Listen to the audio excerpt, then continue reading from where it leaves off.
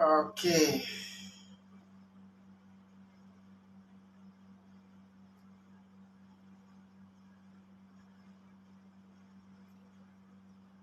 All right. Welcome, guys. If you're here with us, please share. I'll be sharing soon.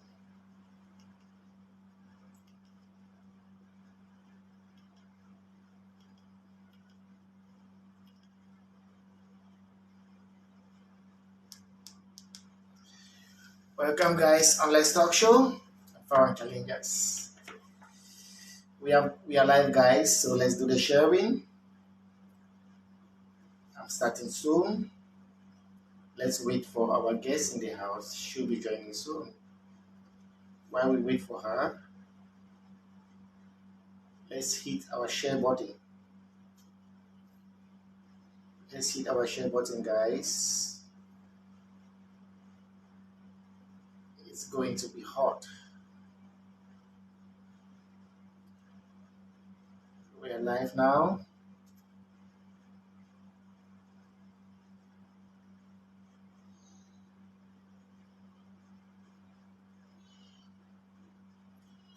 We are live now.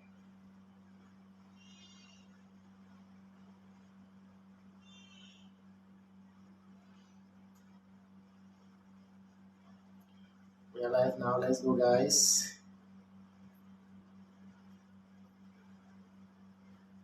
Welcome, guys. Okay. Welcome, Macla Good in the building. Welcome. Please, if you join now, kindly share. Help us to share the live, guys. Help us to share the live, guys. Let's go. While we wait for our guests in the house, please, let's share. Let's share massively. I'm now doing the sharing. I'm not doing the sharing, guys. Let's share while we wait for our guests in the house. Our guests in the house will be joining us soon. Our guests in the house will be joining us soon.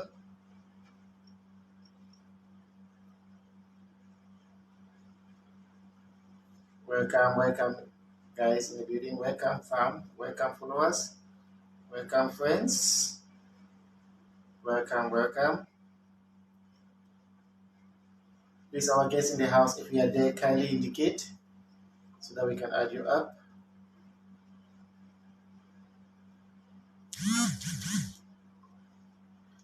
If you are there, kindly indicate so that we can add you up. Welcome, guys. Okay.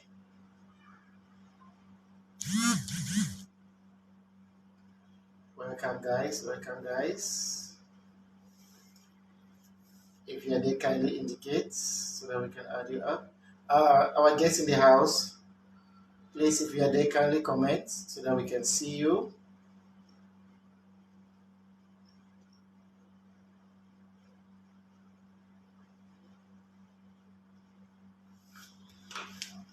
Okay.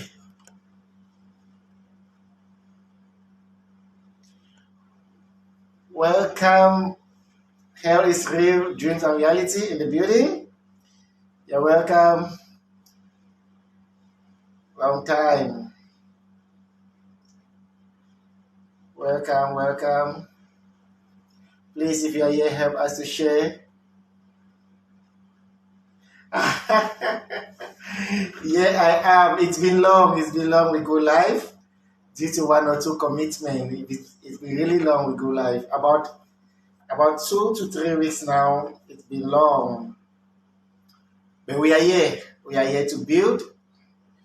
We are here to encourage. We are here to motivate. We are here to guide. That's the purpose of Let's Talk Show. You're welcome. we are waiting for our guest in the house. I'm sure she'll be joining soon. Please let's pump some love. Let's pump some love while we wait for it. Okay, I think our guest in the house is here already. I think our guest in the house. Oh, not yet. Welcome, Sabina. Welcome in the building. Welcome. Oh, Faustine, so baby. How is the premiere going? Welcome, Neil. How is the premiere going? Yeah, hello. Share guys. Let's build the audience while our guest in the house joins shortly. Okay, our guest in the house is here already. But why can't I see you?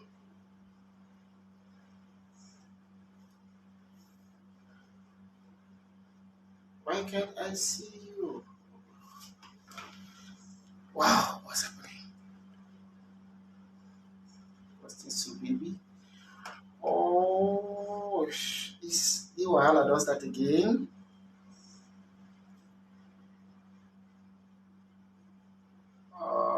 Welcome guys. This issue has started again.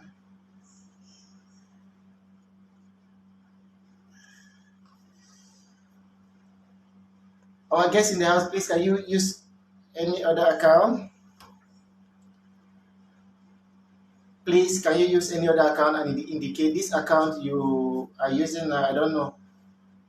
It can't trace you. Oh, what should be the matter?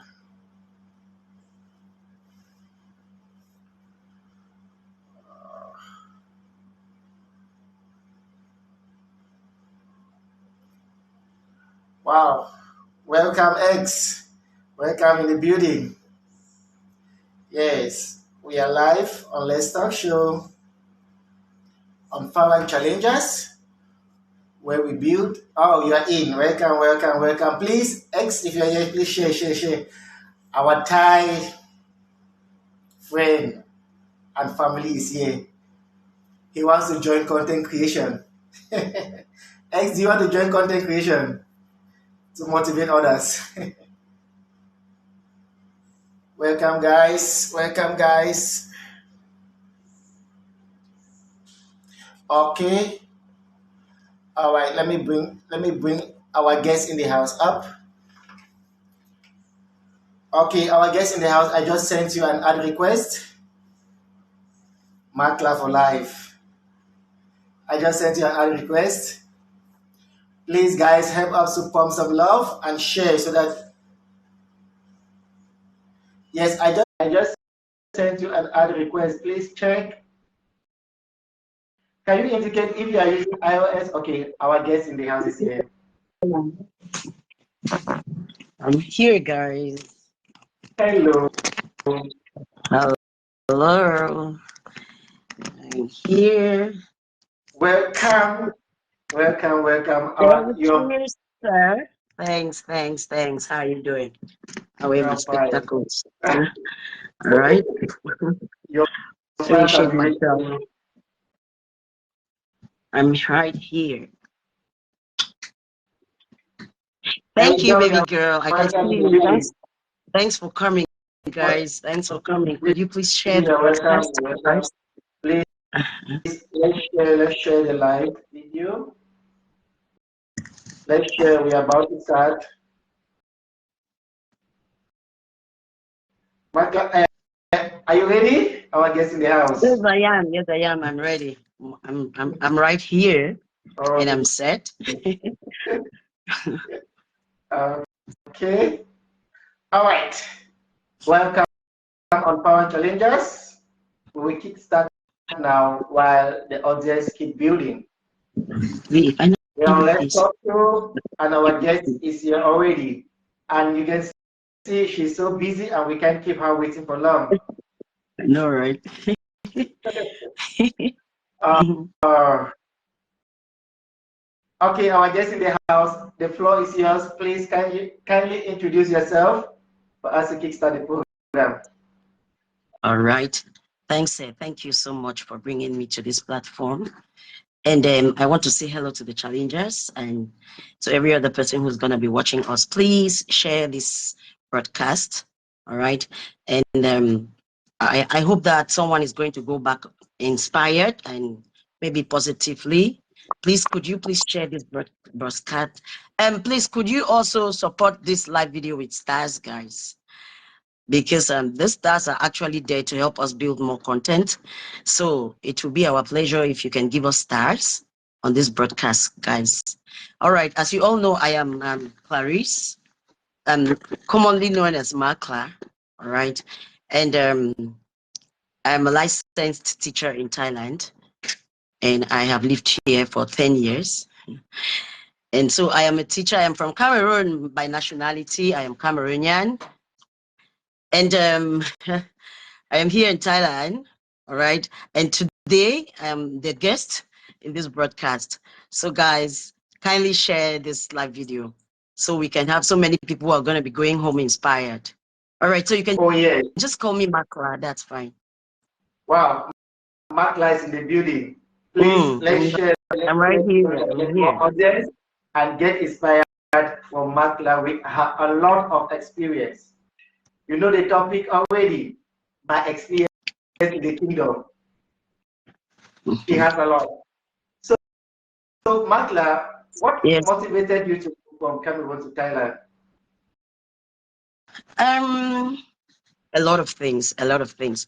First, by profession, I am a teacher. All right, so after I finished university, I picked up my bachelor's degree. I heard so many people talk about the profession in Thailand, in need of teachers and many other things. So I decided to move because I was already a professional teacher. So I felt that this was a better ground for me as a teacher who is trained in the field. And actually nothing really pushed me. I actually came to work. I came as a teacher. It's not like I was falling bush or I was going abroad for other greener pastures. No. I basically knew what brought me here. I actually came as a teacher. So nothing really pulled me from Cameroon to Thailand. I actually came as a teacher. Wow, Macla actually came to Thailand as a teacher by education back home. So you coming as a teacher with two separate pedagogy, what was going through your mind?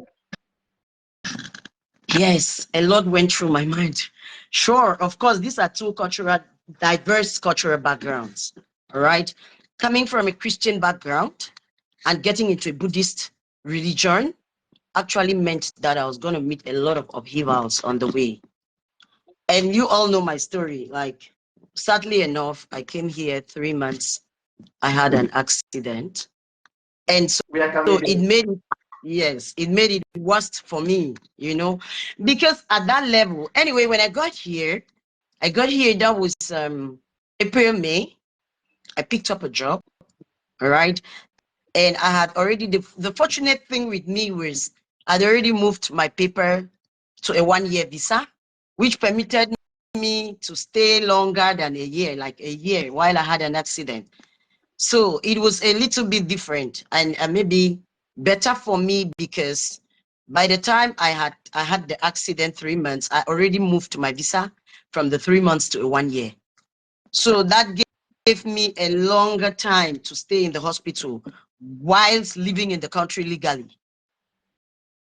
Right. So actually, when I came to the country, from first month, I faced a lot of problems, pedagogically, culturally, and many other things, because here we all know that the Asians have their own culture from us. All right. And when I came to Thailand, I was fortunate because at that time in Thailand, we were actually taking the Thai course. So that made it a little bit different to be able to interact better than the people who are coming now. Because now they're Thai cultures, you don't know the do's and the don'ts. You cannot identify what you have to do and what you don't have to do. But when we came 10 years back, 11 years back, we had to take the Thai culture. All right. So taking the Thai culture was already a step ahead of the people who don't take the course, because you're able to determine the fact that these are the do's and these are the don'ts. Now, you go for the culture, they're going to teach you the things you have to do in Thailand and the things you don't have to do. There they give you guidance on how to live with the Thai people, eating their eating habits, their interactive habits, their physical habits. So we went for the culture, I think maybe 5 days. All right. So that actually formed us to be able to interact with the Thai people easily. Not unlike now, where when there are no Thai cultures. Because we had to pay, we pay for the course, we go to the hotel, stay there, take courses in the morning, in the afternoon, in the evenings, we go sleep. You know, you could pair in Where were rooms you taking these courses? in Is it, Bangkok, is it at in Guatemala or only in the center in Bangkok? at the Kurusapa Center in Bangkok. They choose a hotel. Kurusapa actually chooses a hotel, and everybody registers and pay for your fee, food, 5,000 baht and everything. And at the end of the course, you're giving a Thai certificate, a Thai culture certificate, which permits you to go into the market. So actually, I want to believe that as time was evolving, they actually realized that there was no need for the culture, because people actually integrated themselves into the culture. So, but before, when we came to Thailand, we had to pick up the Thai culture. It was compulsory. It wasn't something that they asked you, do you want this culture or not? You had to do it because it was a prerequisite to get a job at that time. So which So means without the Thai culture, you will not be able to have the teacher's license. like the Thai man says, in the ancient time, not now. I All know, right. yeah. Before, we were obliged to go for the Thai culture. In the ancient time, not now, actually. So now things are a little bit flexible. You bear with me that everything in Thailand is flexible. Before, the people who came to Thailand and they were earning 7,000 baht, educated people. But today, kids are coming to Thailand because the others have paved the way for them. They're earning good salaries. Somebody even tells you on the first day, I cannot work on a 15,000. You know, because everything has actually evolved. Everything has changed. But before, I bet you, if you don't have a Thai culture, say no. All right. So now it's just like we took the TOEIC. Most people don't take the TOEIC test, because what they demand now is an English proficiency. All right. So if you're coming from Cameroon, you should have a bachelor's degree, you should have an attestation of your results, you should have your transcripts, and you should have an English proficiency, and that is going to serve the purpose. But before, you will need to go write an exams in order to be able to get a job. But now those exams are not recognized. Once you're up to the task, once you can prove it, once you can do an introductory video that is going to show that you have an English background, everything is good to go. So the things we faced when we came is not like the things the others who are coming now are actually facing. Yes. So, like talking about pedagogy, I will bet you pedagogy remains the same. Pedagogy is pedagogy. Be it in Asia, be it in America, be it in Europe, be it in Australia, be it in any continent, pedagogy is pedagogy. It has the same definition. So if you are an African and you're ready to come to Thailand to teach, I bet you will interact. You will pick up a job and you will do better, because our own culture is more diversified. So I don't think that we actually can face problems with pedagogy once you know that you can handle your classroom, you know how to deal with your classroom management and everything. I think it's good to go. When we're talking about pedagogy, what is pedagogy? Is the act of teaching and learning. In simple terms, pedagogy is simply an act of teaching and learning. Now, how do you teach the kids? There are different levels. There is elementary school, there is kindergarten. We call it nursery in Cameroon because we have British system of education. Like the Thai people were always asking me, why do you say nursery school? Then I used to tell my director, because I worked at the international school, and I used to tell them I have British system of education. So when you see me spelling my color with C-O-L-O-U-R, please bear with me, because it wouldn't just take me seconds to start putting L-O-R, because my educational background permits me to use the U. I spell my favor. You come to my board, you will see my favor with a U, my neighbor, my colors, you know. I always use the U, but I'm always ready to defend myself, because in Thailand, they believe a lot in American English. Those are the little difficulties you might be facing. Like the students will keep asking you, why do you put the U, teacher Tamaisai, you? You know, so I tell them that with the U or without the U, it's correct. I'm just having a British system of education, and I'm very familiar with the U. So my students never correct my color on the board. They just go, I tell them, you can write OR or you can write OUR. All right. So I want to believe that pedagogy is a mindset, is the way you set your mind. Now, if you are a teacher and you're not trained, we have teachers who are born teachers. We have teachers who are trained, who go through an educational course, like a teacher's grade 1, or go to ENS, all right, go to other teaching institutions to obtain a teaching certificate. But we have people who are naturally born teachers. Right. So now talking about pedagogy, I want to think that yes, it is good to go through the course, because pedagogy has different ways you can interrelate to yourself. Now, the secret in the teaching field when it comes to pedagogy is being able to identify the levels of your kids and their individual abilities. Like me, I work in an international school. Every week, we have to do, every day, the kids go home with at least 5 vocabulary words. Every day. At the end of the day, that is your specific objective. Every child should be able to build 5 vocabulary words and write them, because it's international level. General objectives. At the end of the week, students should be able to write at least 20 to 25 vocabulary words. Right. So now it depends on your level of your kids. What method of teaching are you using? Because there are some classrooms, like if you go to a Matayum school, you're not going to institute a play method. Of course, it's not going to work out, because those senior students are going to just be looking at you as if you've gone mad. But if you go to an elementary school, of course, you have to use demonstration, illustrations, and play methods. That is what we see. Demonstration, illustration, and play methods. Can you simplify? Everything you do goes by didactic materials. What do I imply by didactic materials? Your teaching aids, your play methods, institute games. Those are demonstrative methods of teaching. Institute games, fun activities for elementary school. All right. Now, when you go to a high school or a college, you are going to be using what? Lecture methods. Lecture methods entails 4 sections: listening, speaking, reading, and writing. Right. So the lecture method is going to go to the higher students. You have to still have interactive lesson, but now teaching the material with interaction, you're going to be like talking. You're not going to be dancing in the class like you dance for the nursery and the KG kids. So those are the different methods of teaching. You have to, pedagogically, you have to interrelate your teaching methods, looking at the surrounding of the people you're teaching, right? And then your kids' individual abilities. You must make sure that you know every kid to your fingertips.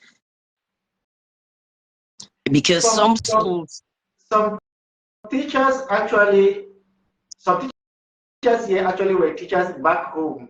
But when you look at it, the teaching systems may be different, because here they use English as a second language. But the teachers who just left back home, they try to teach as if they are still home. What can you say about it? I said something some time ago. All right. Here we teach English as a second language. All right. But will you bear with me that if you're teaching a child, you came today in Thailand and you want to teach. Now we know that we have limitations to jobs in Thailand. We are left with a classroom, We are left with students. There are few who work in companies, that notwithstanding. We have Africans working in companies, in shipping companies. We have Africans who are working in the universities because they are educated or something. All right, now if you come to Thailand and they tell you, okay, you're coming to Thailand, of course, to have a job. And you need to get a job, maybe without the background language. You have to teach the kids. The fact that you're coming today doesn't stop you from not taking a job the next day. You wouldn't be saying that I cannot speak Thai, I cannot do this, I cannot do this. You will have to improvise. There are no two ways. Because automatically you cannot speak Thai on a day. In one day you cannot speak Thai. In 1 month you cannot speak Thai. But you will not live in the country without a job for 1 month. So that shouldn't be any aspect of limiting you from not getting a job. Now, what are you going to do? You're only going to improvise. All right. That's why I'm saying that word. Sometimes demonstration matters a lot. And if you notice in most of the big schools like that don't want teachers who know how to speak Thai, they have co-teachers. That is the use of a co-teacher in a classroom.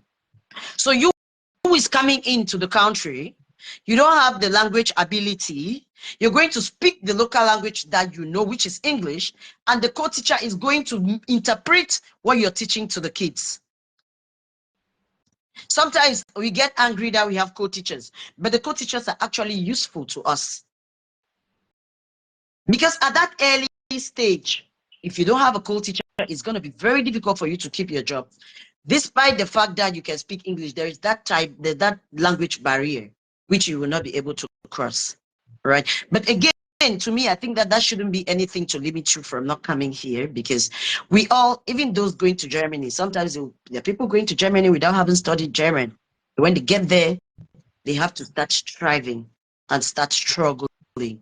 We all were coming here. Nobody could say Sawadika, but at a trickle of an eye, we see ourselves speaking in Thai and English.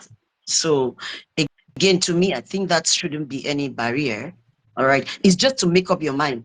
When I came to Thailand, I don't know if I should say fortunate or unfortunately for me, I spent my first year in the hospital, you know. So I had no choice than to learn Thai. So it was easy for me to interact after I left. You studied Thai in the hospital? Of course, I needed help. I want to go to the bathroom. I need to tell. Okay, now what I did was, I have this book. When you come to the country, my advice to everyone, forget that we play or whatever. When it comes to seriousness, let's be serious. When you come to a country like this, I have a book. That book is Thai English. Many people used to ask me, how you talk Thai quick, so, you know. In that book, they write there, Sawadika, Sawadee, in our English. And they write there in Thai, good morning, Sawadika, Sabaidi Mai, how are you? You get a book like that. Or you make use of your phones. If you come to a country, there's internet here. You just go to your YouTube or whatever. You basic Thai, good morning, how are you? I'm fine. And you? Can I have a glass of water? Those are basic communicative English that you should at least be able to know. The funny missing person in Thailand for 1 month, you know, if it says how the cap. So, you know, for me again, it's not any aspect to limit you to be able to, when it comes to pedagogy. Pedagogy is pedagogy. And in the teaching field, your body language matters a lot. Will you believe that your body language also sends information, right? Oh yes. Oh yes. Yes. Yes. So it touches every aspect. Like I always say that teaching is a noble profession that touches every other profession. A teacher is a doctor, because the child will fall sick. You will need to take the child to the nurse's room and pay attention. A teacher is a nurse. A teacher is a cook. A teacher is everything. It is the only profession that touches every other profession. So your body matter, your body language speaks a lot as a teacher. Some teachers, when they started, they lose what we call self-esteem, maybe in front of their colleagues and in front of some of the teachers. What can you say about this? Um, it takes a lot to be able to build self-confidence. It really takes a lot. And now, okay, when we're talking about self-confidence, it depends on your immediate surrounding, where you're coming from. You know, I know people who have left from the suburbs and just get into the plane. Like we say, traveling is knowledge. All right. So, but when you find yourself in that complexity, you have to build up. There's basically nothing. You have to build an individual builds his or her self-confidence. There's no way I can build your self-confidence for you. By doing what?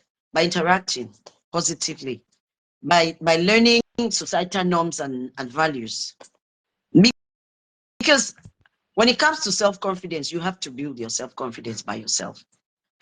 So might not be your self-confidence for you, like seriously. So I don't really know what I can say, but again, to me, I feel that it shouldn't be an issue. You should build your self-confidence. You have to. Even me, when I teach the kids in the class, somebody knows an answer and she will be whispering behind the class. I will tell her, you have to be confident. You have to be confident in yourself. Say it, make a mistake and accept, and then pick up the right one. All right. Instead of just shying away. An individual builds his or her self-confidence. Nobody does that for you. Nobody can do that for you. So maybe by culture, all right. Like for example, if a Muslim comes here now, all right, and in Thailand, in Bangkok, you will hardly find Muslims. Maybe in the southern part of Thailand, you find Muslims. All right. Maybe in Bangkok, in some places like Minburi, you find Muslims. But in the heart of the city, it will be difficult for you to find a Muslim. All right. Okay, but that doesn't stop you as a Muslim to pick up a job in the city. Because you are a Muslim doesn't mean that you must go to the northern part of the country. No. Or to the southern part of the country because Muslims are there. You should have that confidence. You should instill that self-confidence in yourself. Know that even if you wear your Arab mon and you go to school and deliver, you're going to have the job. That's what it means to be self-confident. Wow, thank you for the insight. Yes. Let's move to this Because like situation where, me, I okay, got a job in an international school. I got a job in an international school on crutches. On my crutches. You cannot imagine. You understand, right? So, first, seeing you walk into a school with 2 crutches for your hand automatically tells them that you are ready for what you're going for there. Yes, I got it with my 2 crutches in my hands. So it's about you building your self-confidence. Nobody can do that for you. about you building your self-confidence. Those are Yes, the you have words of to. what you're building. You have to. Macla, let's look Yes, at a sir. situation where some of us teachers don't prepare before going to class. Do you think in that class that teacher will have self-confidence in whatsoever he or she is teaching? Never.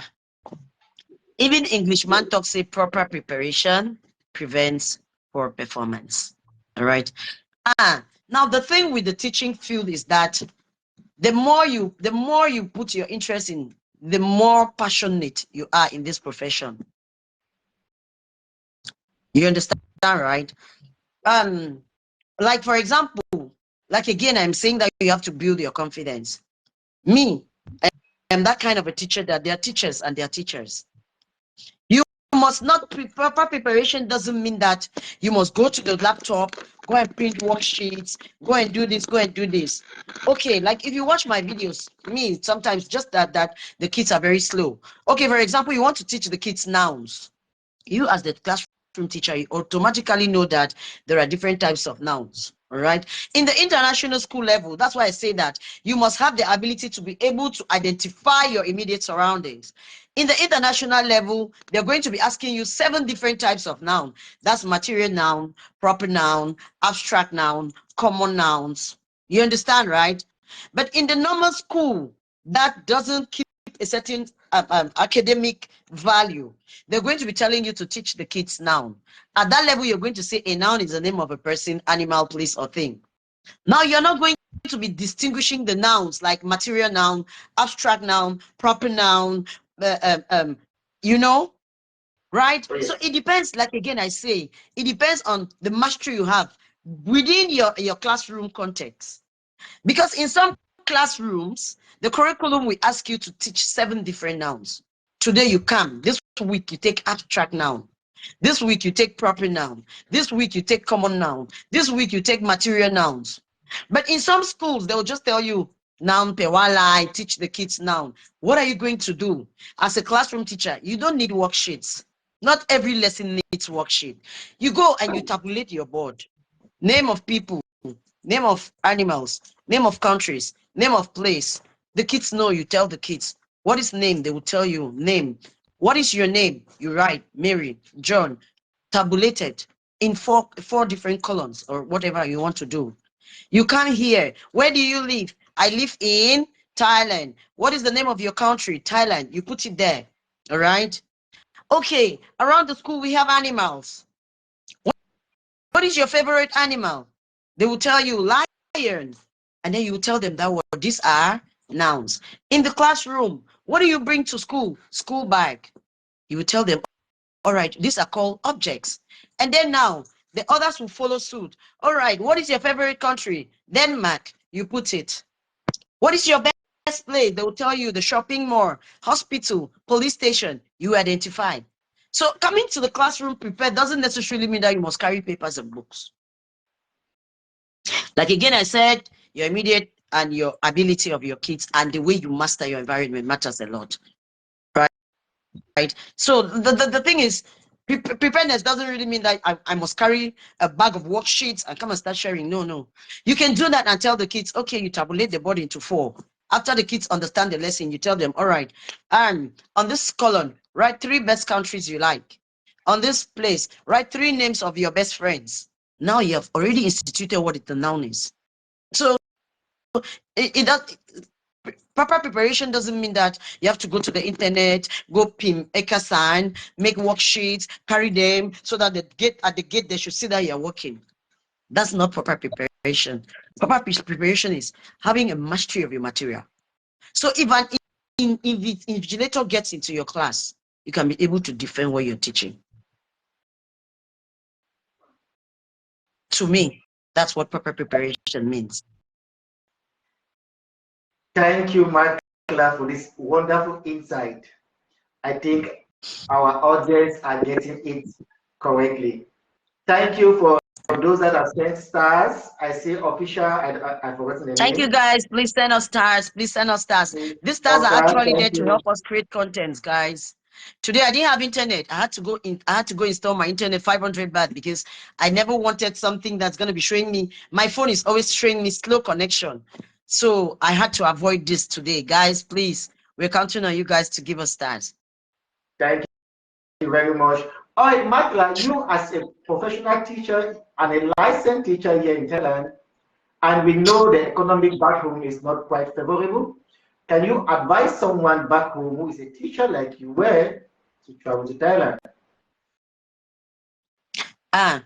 First, I always say that before you come to the country, make proper get proper information. All right. Now, my advice I would give, if anybody, like I always say, and I always say it, even in my live videos, it is okay to come to Thailand, but come prepared. All right. Come prepared. Like I used to say, first, Thailand has a lot of complications when it comes to paperwork and visa and stay. Make sure that before you come to Thailand, the person who is setting the pace sets the pace for you well. Because the person who sets the pace has a lot to do. You're coming to Thailand, you should know that first. Thailand is not a country, it's not a developed country. Thailand is a developing nation. All right. Of course, you don't think that there's going to be cheap labor for you to go work in the industries. You don't think that many people have that notion of I'm falling bush. But Thailand is not like Germany where you're going to find industries, or like South Korea where you see American home-based industries. You go there for labor and every other thing. Thailand is actually looking for teachers because they weren't colonized. And so there's this ability of them wanting to study English. That's why that's the market here. All right. That notwithstanding, you might have your industrial jobs. Others, I know a Cameroonian who works in a shipping company, but you have to be very professional. So I always tell them, if you're coming to Thailand and you think that you're going to come here to live legally, just know that first thing that should preoccupy your mind is that you're coming to face the classroom. You might have other advantages, all right, but that should be your prerequisites. That's the first thing that should preoccupy your mind, that you're coming to Thailand as a teacher. All right. Now, you're coming to Thailand as a teacher. What is the prerequisite to get a job? A bachelor's degree. We all know that. What I don't agree with is telling the kids that they need a bachelor's degree from education, right? You might have education sociology, you might have ED gender, you might have women in gender. You can come to the kingdom once you have the ability to, because like I said again, there are teachers and there are teachers. Some teachers are born teachers, some teachers are trained. So if you feel that you can teach, I taught in Cameroon before I came to Thailand. So, and I taught in one of the best schools in Buea, Kingston Memorial International School. All right. So I actually knew that I was coming here as a teacher. Like I didn't doubt myself coming here. Just my situation wasn't like the others. But again, I never like to use my situation to tell them, because I came here, I wasn't too fortunate. Doesn't mean that another person is going to come and face the same problems I faced. You know, all fingers are not the same. It could be difficult for me, but it might be very swift for some other person. Right. So me, I always tell people that if you want to come and you have a bachelor's degree, come. When you get here, if it's not going, we know how we can manage it. But let the bachelor's degree be your prerequisite. Have the ability to be able to deliver. Forget pedagogy. Pedagogy is something that you can accommodate while in the field. Teaching methods can be accommodated while in the teaching field, right? So it shouldn't stop you from not coming. But once you have your bachelor's degree, and you know that, and I used to say that those coming from the English part of Cameroon, I'm sorry, the British, those who have British system of education in Cameroon, an ordinary level, an advanced level holder can teach in Thailand. Because our level of English, our level of studies, our level of interaction is very high. Cameroon has vast, Cameroon learn for a very vast way. Like when I used to work in Sarasas, I used to tell them, there used to be this Korean. I will explain the Korean Civil War. I would tell him that we study Korean history. Korea is divided in North and South Korea, communist and capitalist. I will tell him a lot of things. He will be like, Kim, Tamai Lumot. He tell me I know everything, because our educational background actually paints on every little aspect, everything that we did. Fishing in Thailand, rice, we know all these things. Like to us, it's not strange. We did religions. I cannot come to Thailand and begin to say that Thailand is a Christian nation when I know that it's a Buddhist nation. We did Hinduism. We did all these things. So with Cameroon's educational background, I bet you can face life anywhere. Yes. So to me, again, I always tell them, you can come and face it. Come and face it. Then Emma, can't get accident. Don't look at me. Our fingers are not the same. It could be a rough journey for me. It could be a very smooth journey for you. So I always say it. That shouldn't limit you, because once you have that education, unless you have not attained that educational background. Take, for example, a Form 5 student from Sase, from Secret Heart, from Sika, from Seka. English where they fit teacher with Thailand. Even university master student for English for university, never talk. The problem now is waiting. Now put them for action, if you worry. Like I say, pedagogy is something that can be accommodated in the field. We have PTA teachers in Cameroon who have brought up kids. There are PTA teachers in St. Joseph's College, Catholic PTA teachers who have not gone to ENS, but they're raising A grades. So to me, again, that isn't any reason for limiting yourself. If you have your bachelor's degree and you feel that you can face the challenges that are ahead of you, why not? Why not? Thank you, our super guests in the house. Actually, on Let's Talk Show, we always check the comment section for any question and any things that we can ask our audience, our guests in the house. So All today right, sir. we have a question for our guests in the house, and the question comes from Mukete Owamba. He asks, All and I right. read, without, without fully educated in without fully educated in any field, living will be very difficult in Thailand.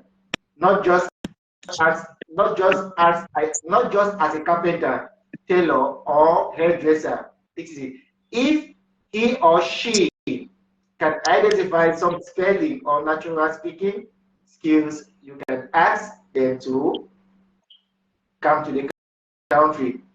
Is it possible? All right. This dress I am wearing, right? Yes. Now, like I said again, Thailand has its extremes. All right. You might be a tailor, a woman, and you have a husband in Thailand who is a teacher. It is your right to come to the country to stay with your husband. Now, what will happen? Your husband is working legally. He's bringing in his wife who can come to the country, not coming to work as a teacher, but coming to work as a designer because she will design the dresses for us. We don't limit people like that because nobody knows where whose destiny is going to lead to, right? I'm just saying that there are job limitations. True, there are, like former jobs. Okay, we know that we have different kinds of jobs, but say formally dress up, you should be able to at least speak basic English. Because here in Thailand, they say the English we teach is communicative English. It's speaking and reading, and you should be able to read. That's why I said that if you have attained a level of education from Cameroon, you can teach in Thailand. But I am not encouraging those who are not fully educated. That's why I said that the prerequisite to pick up a job is a bachelor's degree. All right. I Yes. agree with the person who is saying that there are limitations. Doesn't mean that you might not make it. All right. But it's gonna limit you because you might not have the ability to get a job as easy as, because I might not be teaching dresses every day, but I will be forced to go to work every day because the kids need knowledge. I might buy a second-hand dress to wear. All right. So true, there is the limitation, of course. That is why we advise that you want to come have a bachelor's degree because it is the thing that sets the base for you to pick up the formal job. Thank you very much, our guest in the Agreed. house, Macla. Agreed. Agreed. Agreed. There's Let's limitation. let's look at this situation where some of us move from one job to another, Mm. maybe for little reasons or sometimes due to our own negligence. Is it a proper character as a teacher? Okay. All right. That's a very good question. I am one person who moves from one job to another. I will not hide it. All right.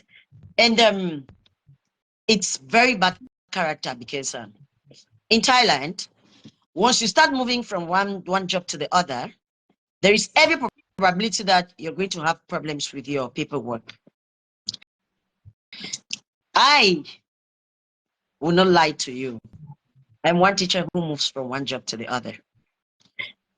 But you should know yourself again, like I said. Know yourself, you know? Like I used to feel that sometimes I find it difficult, but I used to feel that if I walk into a school, I must get a job. All right. So it's not about me, it is about the risk it entails. I, for one, I am that teacher who skips. Because, for example, I might be working here on a 30,000. For example, oh, I'm just giving an example. Yes. And I see a job for 35,000. I bet you I'm leaving. All right. So It depends again. Like I said, me, I am already living in the country. I know my in and my out.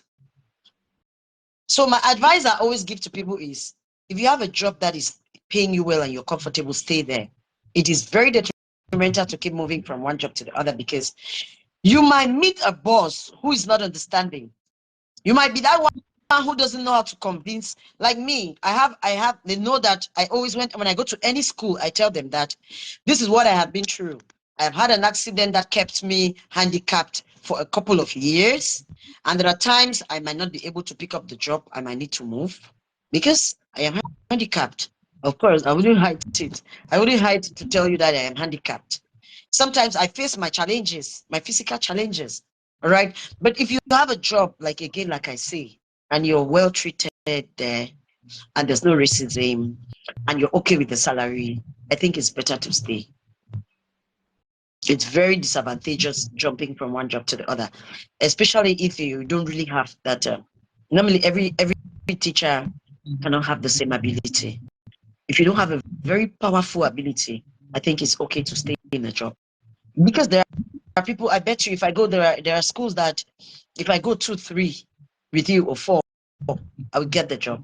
All right. So you should also know your level of ability. You should know that, hey, I can get this job. If I'm losing it, I can get it here. But if you know that you're going to lose it here, and it's going to be very difficult for you to get another one, you better stay. If I could stay, I would stay. Sometimes your temperament matters a lot. Like me, I have a hot temperament, and I always tell people it's very bad, because the type people want you to always be like, yes, sir, yes, sir, yes, sir, and then they're good to go. All right. So if you have my kind of temperament, you're always going to be losing your jobs. Because, like, for example, I used to have this colleague. He would write on the board, I feel bored, like a feeling, BORED. I'm feeling very bored. But he will spell whiteboard, BOARD. All right. And sometimes when you want to talk to them, they will be like, medai, like you really know that because you're an African, they feel that because you're an African, you don't have the ability to correct them, or they think that they know better than you. And in a situation like that, I might go off. I might be like, come on, whatever, because I actually know that I am doing the right thing. You cannot be teaching the kids feelings and you're writing the word board as chalkboard on the board, and you instead of writing BORED, you're writing BOARD. And because you're British and you think that I don't stand to correct you. So it depends on your temperament. Again, like I say, some people will just go and like, I will call him and say, Julian, this thing you're writing on the board is wrong. This is a feeling and this is an object. All right. So, like again, I say, if you don't know yourself, no be crime. Stay in one job. Those who are staying in one job are succeeding more than those who move from one job to the other. Because moving from one job to the other doesn't only mean that you're moving paperwork. You're moving home. You're paying caution, repaying your cautions. You're getting to start learning other cultures. There are people in the South who are Muslims. Maybe you lived there 4 years. You already know how to interrelate with Muslims. You come now this way. Now you come and meet the people from Bangkok. Now you have to start learning different diverse cultural norms. So again, to me, I say that it's better to stay in one job. It's better to stay in one job. Let me stay in one job than to move from job to job. Yes. Are the words The, of the, our guest the now. advantage you get staying in one job is 90% Oh in yes. Thailand. 90%. You said when you came, you were doing the Thai culture system, and some of our brothers and sisters now who graduated, maybe not from education, and they face difficulties with the teacher's license and so on. Is there any course for them to take, and how can you guide them through it, maybe through the schools and so on? Actually, before, that's why we used to have the TOEIC, because the Thai people realized that most people, especially with the Europeans and the Americans and the Canadians who come here, most of them didn't attain a certain level of education. Let's be honest. But because they're native by birth, by origin, they have other benefits. But us Africans, right, who are non-native speakers, we used to take the TOEIC test. The TOEIC test is a prerequisite to get a job and get a license. All right. So, but now that there are no TOEIC tests, they don't take the test any longer. But to me, again, I always still advise people who don't have an educational background degree that you should take the test, because taking the test is what actually proves that you have the ability. Because that test has 4 skills. It has reading, it has speaking, it has listening and writing. All right. And every teacher who goes through those 4 skills and makes it is sure to get into the classroom and deliver. There is every probability that you will get into the classroom. You will deliver 70%. So me, again, I always advise that if you don't have an educational background, maybe a Bachelor of Education in Curriculum Studies or in Pedagogy or in Teaching Child Education or Psychology, you have a Sociology in Anthropology or a Gender degree. If you come to Thailand, take up the test. With your educational background, you can take up that test. It's 4 sections, right? And then, or is it 4 sections? It's 4, right? Speaking, listening, writing, and reading. Right. Once you take up that test, There are 2 sections, I don't know, reading I think and 2. Yeah. listening. So if you have that test is on 1,000. TOEIC is on 1,000, right? But Yes. if you take up a test, you take up a TOEIC test. Even when they come to me, I tell my babies, if you take up a TOEIC test and you have an 800 score with a gender degree, you will have a job in an international school. Bet me. I bet you. So the best thing is always to take up the TOEIC test, because that's what actually sets the pace for you in Thailand.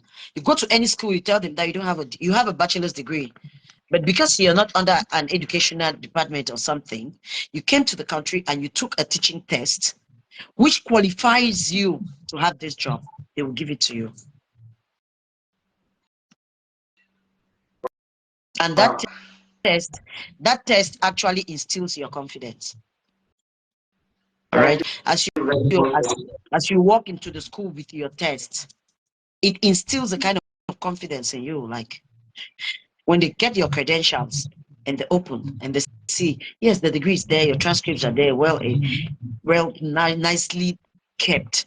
They open, they see your TOEIC, they'll look at it, they'll be like, wow. And that's it.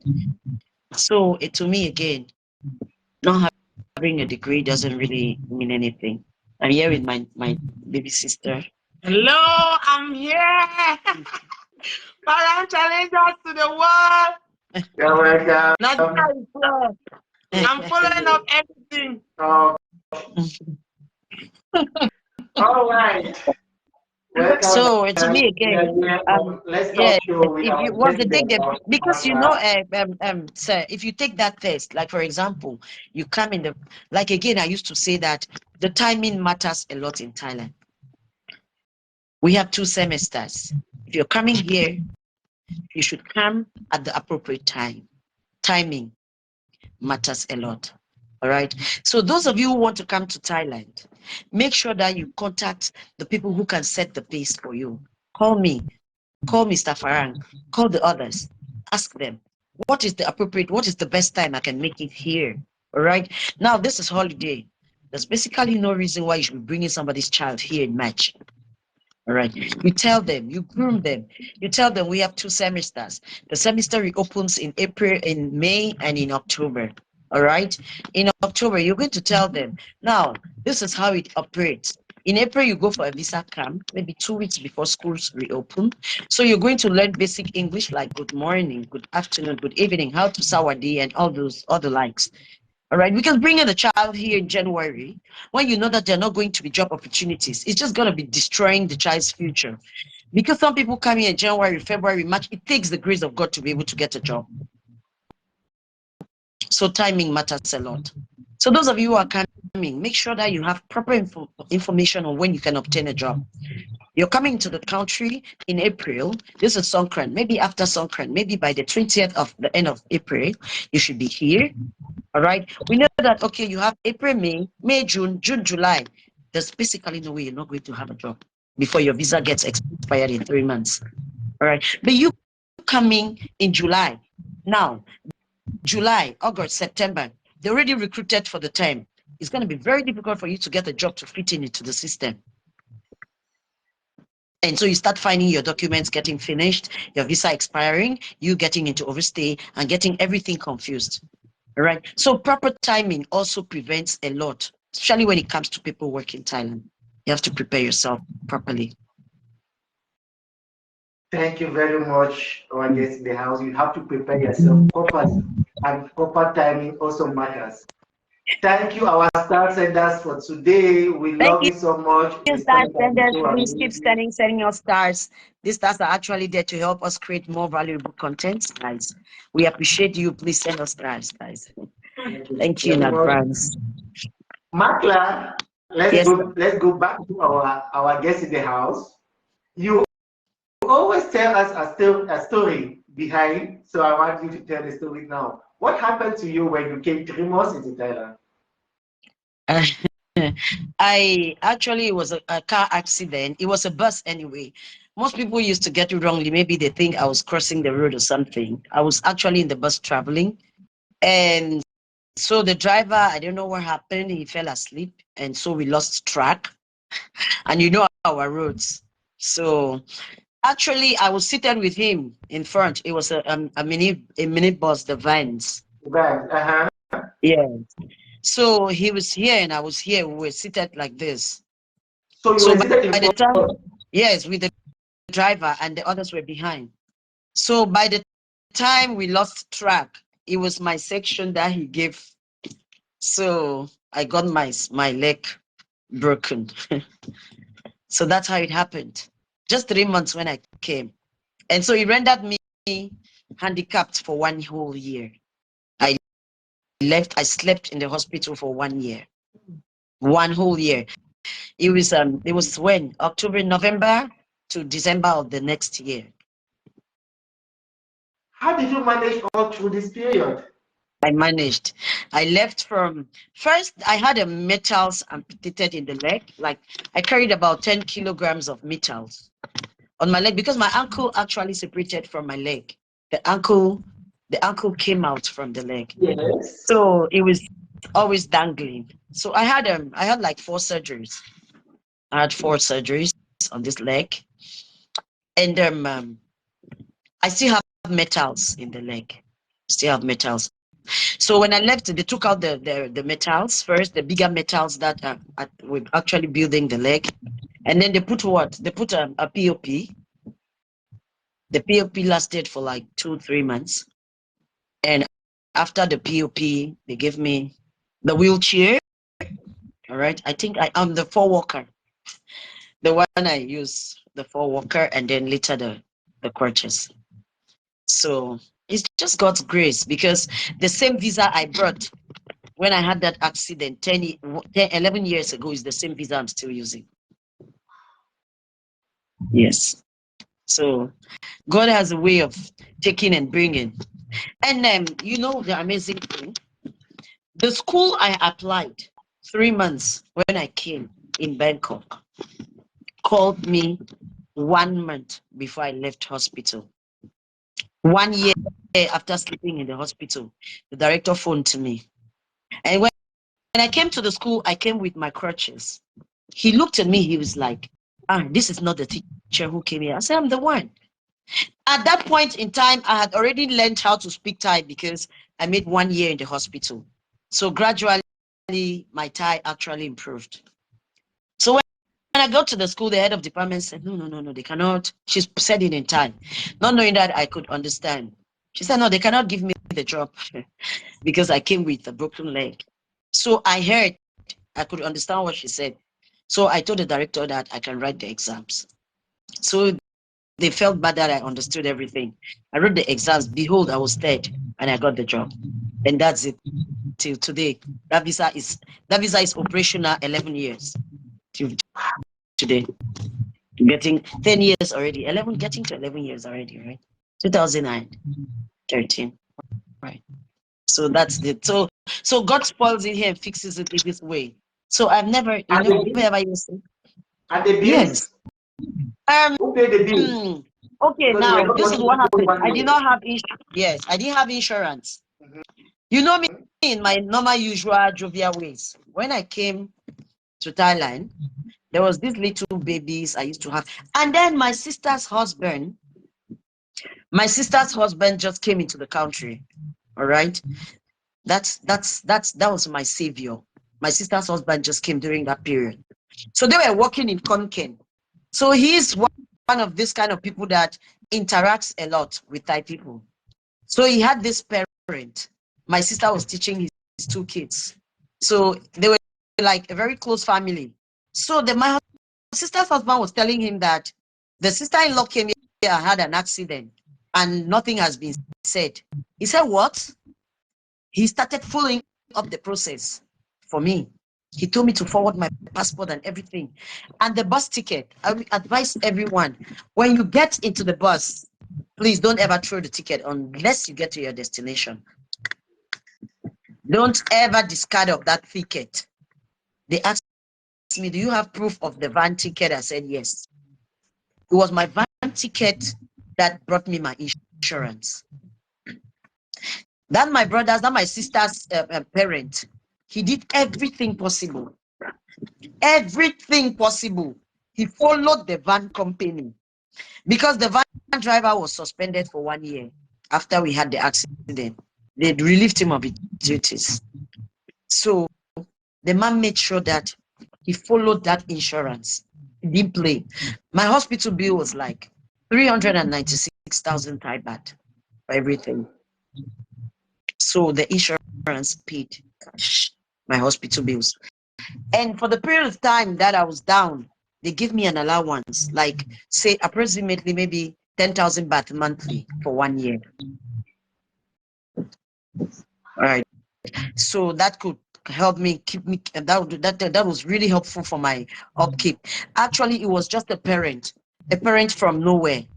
He told me, no, the van company has to take charge. So I just go to the hospital, they treat me, I never bothered.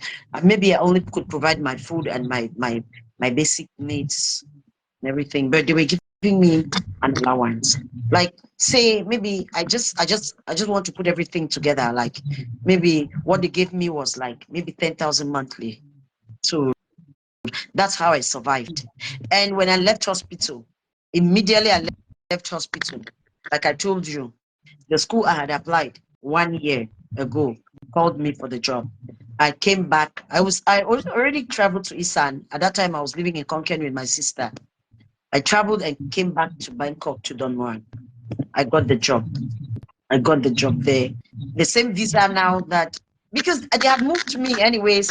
After I exhausted the 1 year visa, for the first 3 months, I had a sick visa. So they moved me from the non-B to the sick visa. And then when I got the job, the agency prepared my documents, took me to Changwatana and changed the sick visa because I was on a non-B. All right. The sick visa could only be affected if I left and changed my class of visa, maybe non-O, non-ED, or retirement visa, or any other class of visa. But once as I stayed in the sick visa because I left from the non-B visa, I could go back to the non-B. Which means so, when you leave from non-B to a sick visa, you can easily go back to non-B. Non-B, because actually, what took you to the non-B to the sick visa was because you were not capable of getting a job because of your ill health. So after your ill health, you get a job, you go back to your non-B.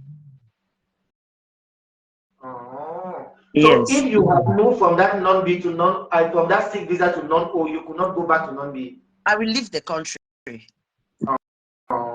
Yes. So that was it. So and I want to think that was one of the reasons that made me to be able to manage my visa problems, because like seriously, I have a mastery of visa. You know, like the kind of problems I get into, I should have gotten into an overstay for a very long time. I don't overstay. It's like the last time I went to bury my mother, right? Like again, I say you have to be knowledgeable. Your your moment of coming into the country matters a lot. Once you set the good pace, it's good for you in Thailand. Okay, like lately I went to bury my mother. I missed my flight on the 25th. That was Christmas. My visa was to finish on the 29th. On the 27th, on the 28th, there were no flights. But now, how did I get in? I got into the country with a 3 hours visa. Why? 3 hours. Yes. Because I understand the system. I had visa pending in the system. I understand the system. You should have a mastery of the system. Now, they gave me that 1 month because I lost my mom and I had to go home. Now, in cases of emergency, you have a right, once you have a non-B, to ask for a 1 month if your visa is pending. All right. So what happened with me was I had already done the work permit, no original receipt, no original booklet, but I had a receipt.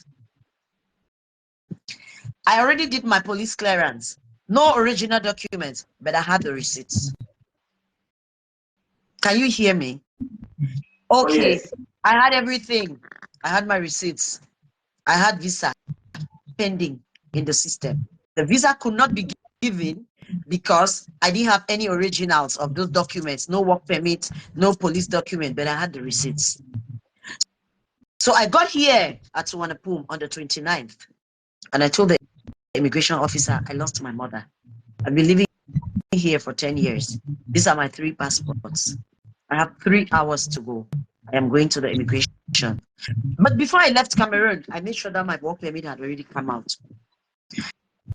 I called the police.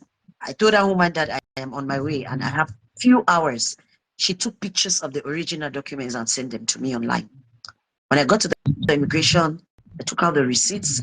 I took out my work permit receipt. I told him that the booklet, this is the date of the document, it is out. I showed him the original copies that were forwarded from me, from the police. And he told me, do you know that you have 3 hours? I said, yes.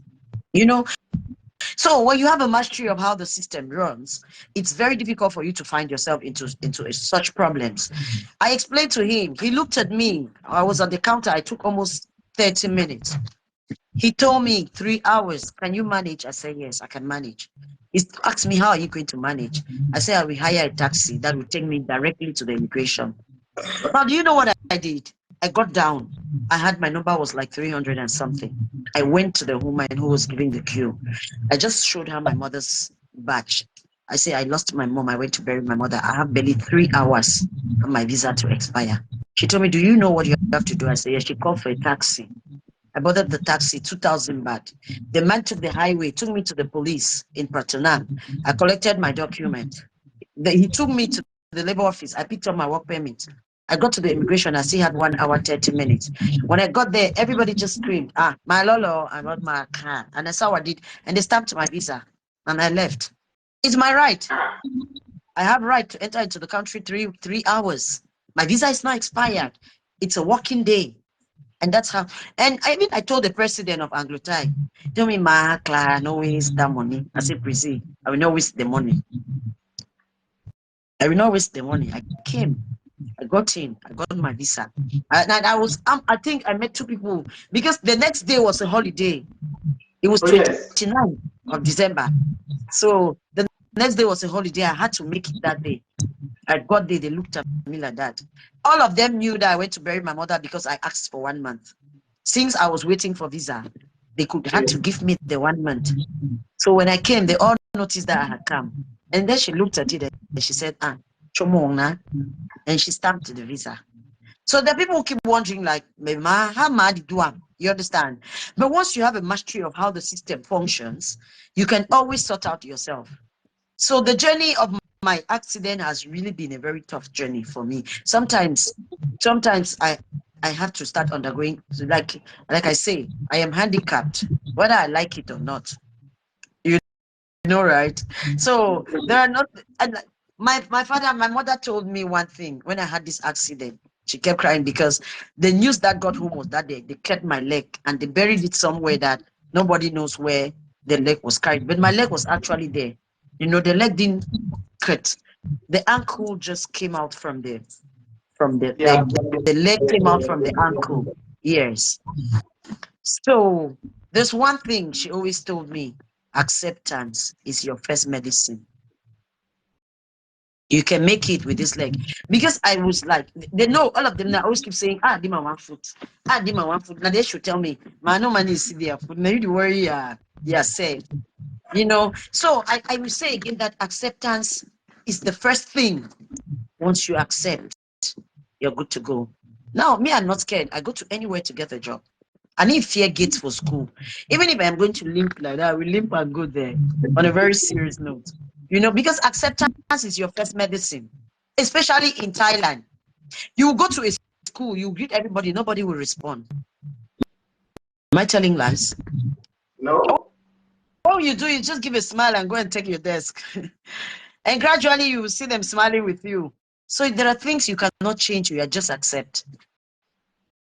That's it. Wow. So it's really been a very difficult, but like I always say, don't look at my situation and feel that yours is going to be the same. People have their different destinies. It could be a no for me, it could be a yes for you. So don't look at another person's own situation and think that people have come and died after me. Same people who said, where am I? Really get you by luck here. You can't you for the country. Only how many months you don't broke your food. But they died, I'm still here. So God has a plan and a purpose for everybody. So if it didn't work for me, it will work for you. Thank you for this insight. Now let's go to business. Is it advisable as a teacher to depend only on one source of income in this country? Oh man, no. Now, I will say something here. In Thailand, we have teachers.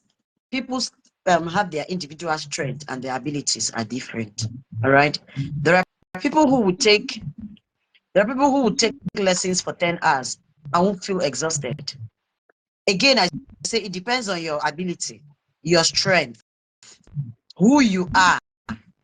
Like me, I cannot take classes 8 to 4 and take private classes 4 to 8 because I know stand with the iron there for my foot.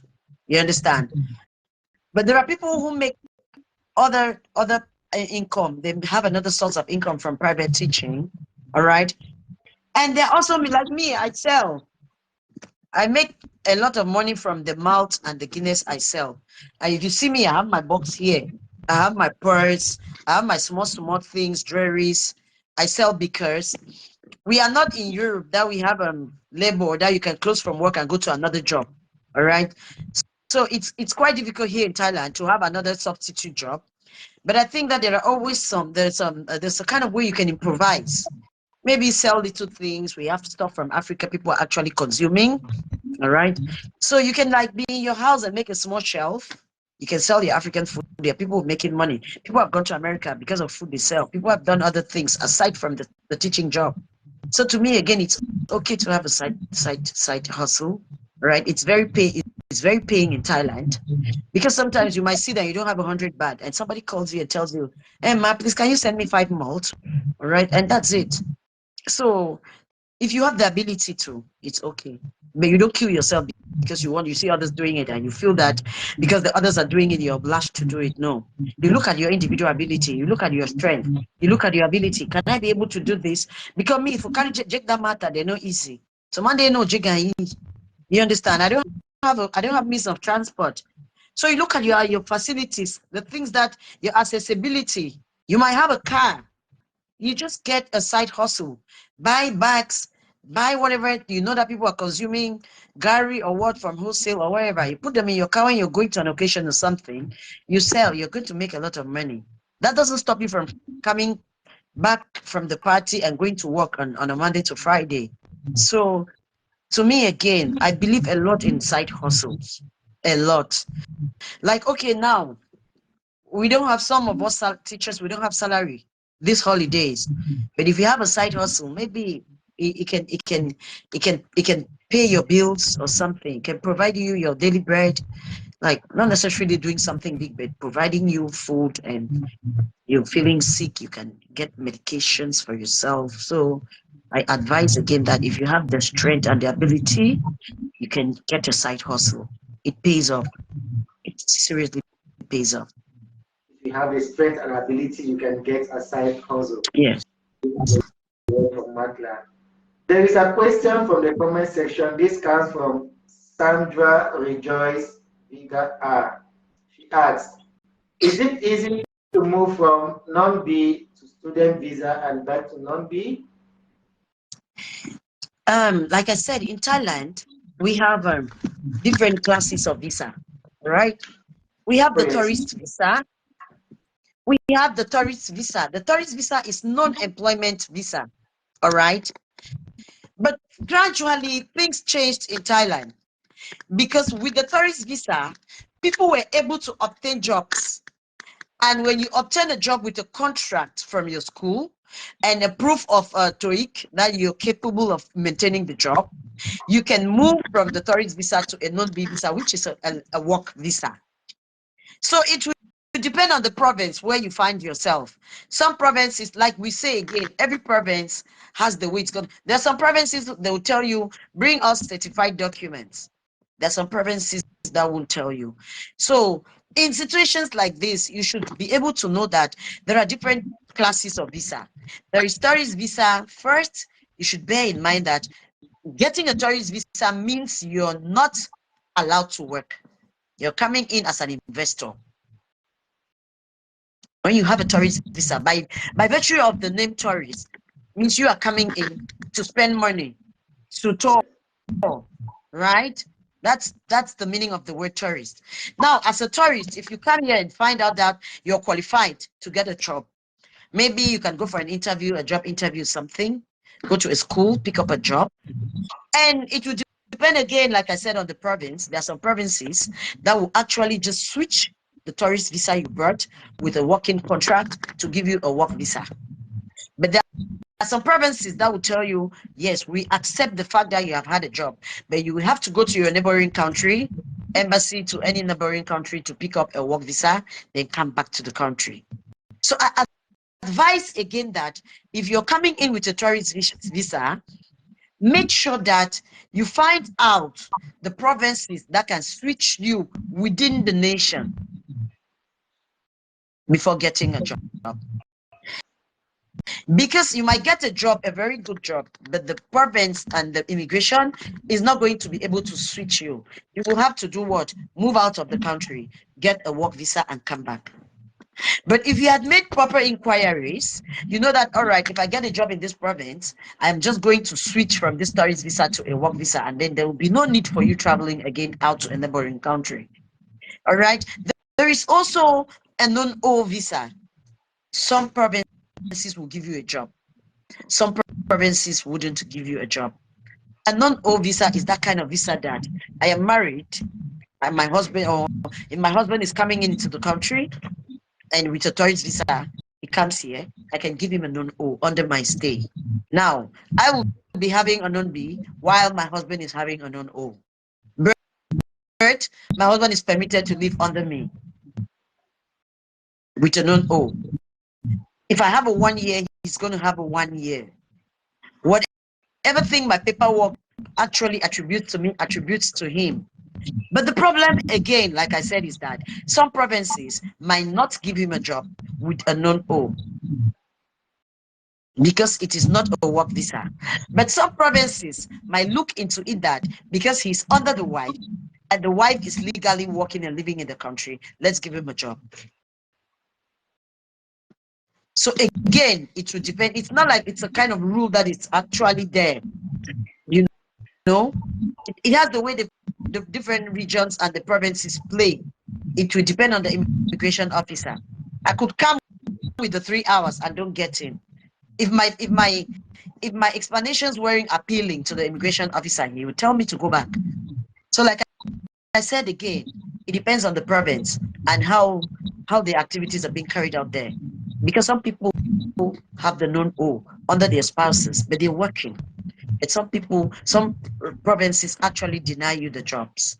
Some people have tourist visa. They're changing directly within the nation, but others have to go out. So it will just depend. But the important thing is that you should know that there are different categories of visa in Thailand. The tourist visa is not non-workable. The non-B visa is work. The non-easy ED visa is for studies, and the non-O visa is for marriage or for retirement. Those are the classes of visa we have.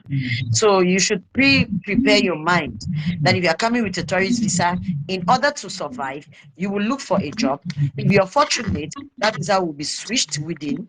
If you are unfortunate, that visa you will have to move out to switch the visa. So what matters is just to be knowledgeable about what you're going to face. So when situations like that start coming up, it wouldn't pose much of a problem to you. You wouldn't be like, I didn't know that I was going to come and go back to Nigeria, because most people face such problems and they start saying that, no, you did not tell me this, you did not tell me. So when you're bringing somebody to the country, let the person know that coming with a tourist visa, there are probabilities of you switching and there are probabilities of you not switching immediately. You might need to step out to switch. You might switch within the nation. So that's just it. Okay, Sandra Rejoice, I hope your question has been answered. With student visa, that's ED visa, some provinces might switch from ED to non-B and some provinces might not. I think it's really difficult, but it's difficult because once you start living, it's not like the sick visa. The sick visa is something that came up unknowingly. Nobody likes to be sick. You understand, right? But before you coming to study, you have your financial ability to study. So automatically the country will prefer you to me, who is coming to take and go. A student comes as an investor. You're investing to acquire knowledge. I'm coming as an employer to take and go, right? So by the time you come as a student and then you discover that you cannot fund your studies, you want to get a job, they'll tell you, okay, no problem, get the job, go out. It's very rare that the visa will be switched. There is 20% that the visa can be switched. So just bear in mind that if you're coming with a tourist visa, if you're fortunate, for the job you always have it. For the job, you always have it. But for the switch, it might be a little bit complicated. But whatever, it will be switched, whether in or out. Once you have a contract, once you have the necessary documents, everything will be okay. Yes. If you have the necessary documents, everything will be okay. Those are the words of Macla. Macla, back to you. There was a situation some months back where you were photoshopped and a post was made under your name. Why? What happened? I don't know. I don't know. I still don't know. And actually, like I said again, everything happens for good.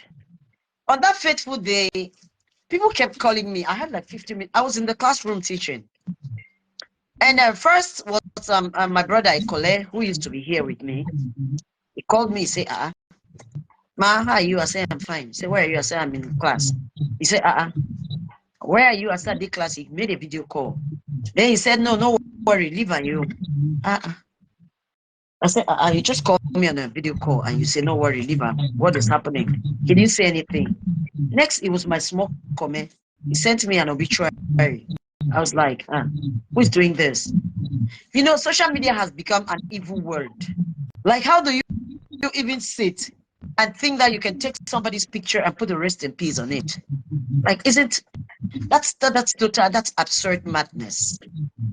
Like, seriously, I don't know where that came from, and I don't even want to know where that came from, And I was on a live video because of that. I bet you I got my highest number of stars on that day. So it came for my good, like, seriously, it came for my good.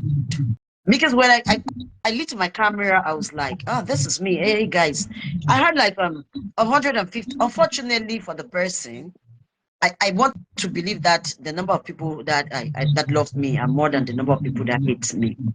Because that fateful morning, I had like 150 missed calls everywhere because it was on a social media platform.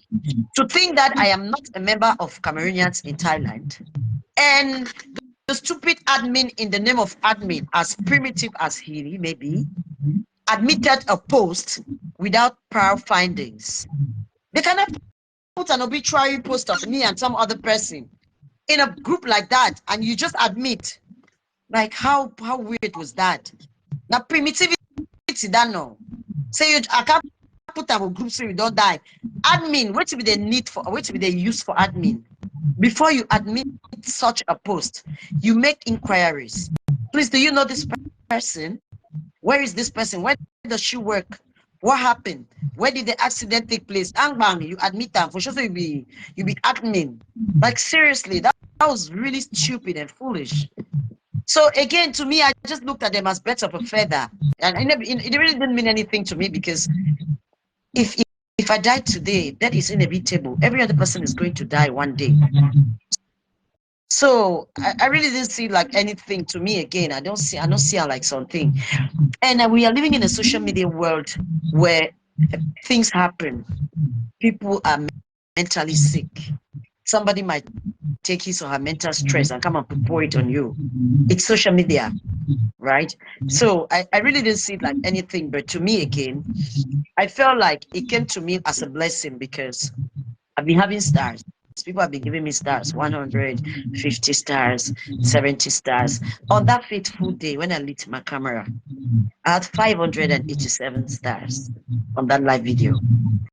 You know, I kept saying 99 stars, 100 stars. You know, like people were telling me my is long life. So everything happens for a reason. I think it came to me like a blessing because since I got into social media, since I was monetized, I think that's the highest number of stars I've had on social media. So I really don't know where that came from. I really don't know what the person was up to. But my point of concern was, as an admin, do you admit such a post without making inquiries? Like, seriously, you don't admit a post that I am dead. I had an accident on the road while I am in the classroom teaching. What you should have done as an admin was to do what? All right, this person has an obituary here. Please, do you know this person? You go into my profile because my name was there. Go to my profile, get a picture of me, send to your private chats. Please, do you know this lady? I have a post here indicating that she's on obituary. And then, please, do you have her phone number? And then you place a call to me as an admin. And then you hear me talk. Talk. Then you admitted the post. Who was stupid? Is it the person who did that or the admin? Now I am forced to think that it is the admin who did that. Because if I take him to the police, I'm going to win. How do you admit such a post? Why? What to be your criteria? What to be your criteria for admit the post?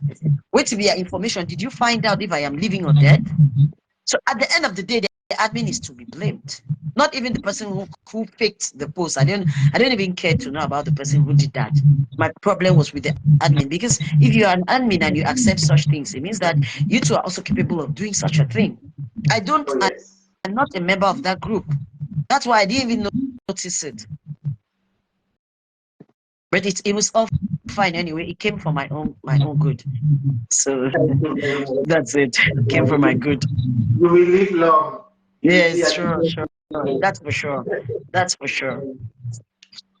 We have almost taken more than your time. No, that's fine. I'm okay. I played Songkran already. It's just nice. What can you say about Let's Talk Show? I want to say that you guys are really doing an excellent job, right? Because actually I wasn't following this page, but I used to once in a while I used to see your games, your challenges, and many things. So there was one time I made a comment there that you people should please include me, because you know me and Rogers, we used to do our little skits, and so when he traveled to the UK, I think that that was one of the reasons that actually motivated me When I go through your post and any other things, I said, no, this Facebook must monetize me. Even if I don't see the money, let me be okay with the fact that I was monetized. Like, let me get it. And then it will fulfill my purpose. You know, I bet you it was 3 months and I was monetized. So when I really see it entails a lot. It entails a lot. Instead, when I was monetized and I was not seeing the money, I felt defeated. I was like, after all, I got what I wanted. But it's not about it. Yes, you guys are really doing an excellent job because it takes a lot of devotedness to be a content creator. It's because first, sometimes like you will see me, my younger sister will be like, Ma, why you come for live video? So no. Where ma? Because me, I don't have that kind of patience. I have to go get my hair ready, get my African dress. Like today, I had to look for this dress because I'm a teacher. I need to present myself like a classroom teacher. You know, it takes a lot of devotedness and perseverance. So to me, I was just like, I don't have time for that. She will come and tell me, ma, content creator, need time for camera. So, hey, this so, you know, you have to be devoted. Have to be devoted. So you guys are really doing an excellent job. And I want to say that it's not like we are actually asking people to. It won't cost a thing. Just click on the follow button and share. It wouldn't cost you anything. Because like that's the only way you guys can encourage us. Not everybody can give stars. Not everybody can give us stars. Just a like, just a reaction, just a comment is going to go a long way. It's going to go a very, very long way. It's going to go a very, very long way. So I want to tell you that you should keep up. And I am ready. If there are any other things like a skit or anything you want me to get involved, I'm ready because I also have a platform I'm trying to grow. Right, I am on 6.7, I think 6.7K followers now. And I also want to use this opportunity to thank all my followers because in 3 months I was monetized. I was monetized. I have in-stream ads going through my videos. I have stars. I am also monetized in other tools. I have only two more to go. So I really want to say that I'm really appreciative, especially to my followers. And the only thing I can say to them is thank you. I really appreciate their efforts. Those sharing our videos, we say thank you. Just keep sharing for us because actually that is all you can do for us. All right. And to those of you who have the ability to give us stars, please help us, give us stars. All right, because those stars are actually there to help us create more content. Like today, I want to think that even if you do not pick out something, no knowledge is useless. You're at least going home with something knowledgeable, right? The positivism is there. So when you give us those stars, for, like today, I had to go put my internet, maybe 400 baht. Those stars are going to do what? They're going to serve me as maybe some means of finances, and I'm going to put up my data, and then we can share vital information like this, and then everyone is going to be knowledgeable, right? So I want to just say that if you cannot give us stars, share our videos, click on the likes, reactions, put a comment, and it's going to go a very long way. Thank you very much for our challenges. Just keep doing your best. Thank you very much, Keep doing your Macla. best. And on this note, we wrap up with Let's Talk Show for today with our guest in the house, Macla the Macla. Yes, the boss. Thank you, guys. Thank you, everyone, for your precious time. It takes a lot. This 1 minute you render to us. It's so heartwarming. Thank you guys so much. Thank you. And please share the video. So those who were not on this live broadcast are going to watch this video and pick up something that is going to be helpful to them. And we're asking you all, if you have a bachelor's degree and it's really difficult in Cameroon now, you think that you can come to Thailand, why not? Why not? Contact us. We're going to give you vital information. Wherever we can help, we're going to help you. Don't hesitate, please. Don't hesitate. Thank you very much. And thank you, audience. At this point, we say goodbye. And next week, we will have another guest in the house, the president of Cameroonians in Thailand. Yay. Thank you, All right, Macla. guys. Thank Bye-bye. you. It was a pleasure having you guys on this broadcast. Have a good night and sleep blessed. Bye-bye. Bye bye. It's nice having you all. Maybe had a comment. Okay. Okay. Please take me out too. Okay, let me take you out. All right. Well, thank you very much, our viewers. Thank you very much, audience. Thank you, our guests in the house. Wow, the stars were massive. Thank you, thank you, thank you.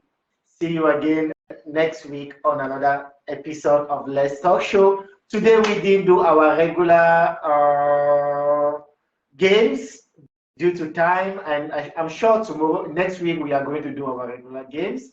Thank you very much for coming, and stay blessed. Have a good night. Bye bye.